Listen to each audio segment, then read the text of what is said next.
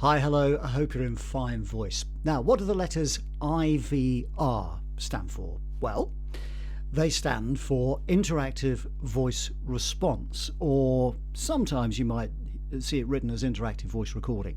And it's a very popular area of voiceovers, but in all essence, it's just on-hold phone messages. That's all it is, voicemail if you like.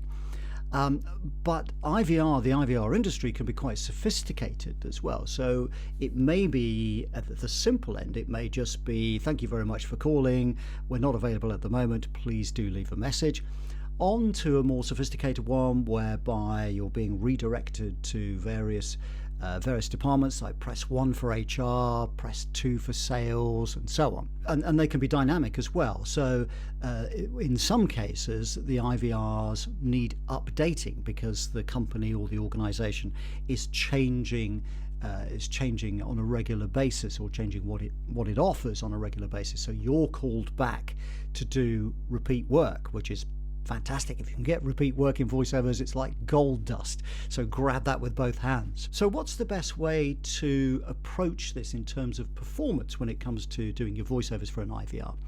One of the mistakes I've noticed is that a lot of beginners think that the IVR message has to be relaxed and so on, which sometimes it does. I mean, you don't want to frighten your callers off. They don't particularly want to listen to a pre-recorded message anyway.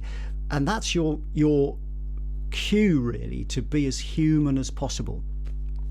And that means be as engaging as possible. So often when people do it, you listen back to the recording and it sounds very flat and very monotonous. And you don't want that. It's got to be an engaging one. Now, I don't mean over the top, because again, you're talking to your caller, and they probably aren't very pleased to get your voice. They want to talk to the person concerned that they're trying to get hold of.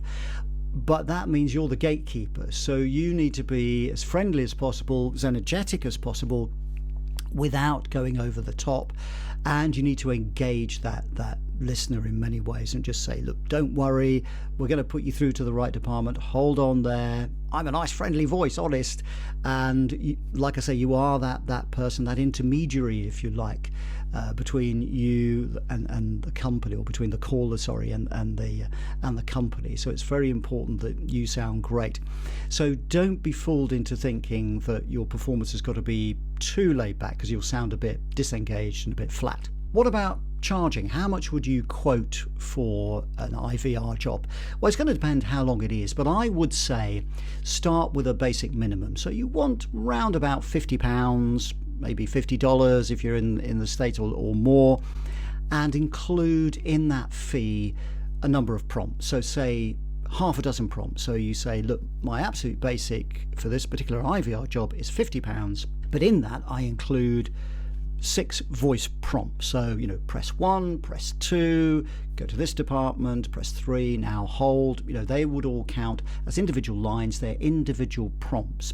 But then if you want any more than that half a dozen, I'm going to charge you extra. In which case, you want to be charging around about, well, an absolute minimum of £5 per voice prompt, but probably more likely £10 or £15. If it's a high-end job, if you did something for, say, for example, for Apple or Microsoft or whatever, you want to be charging £25 per prompt.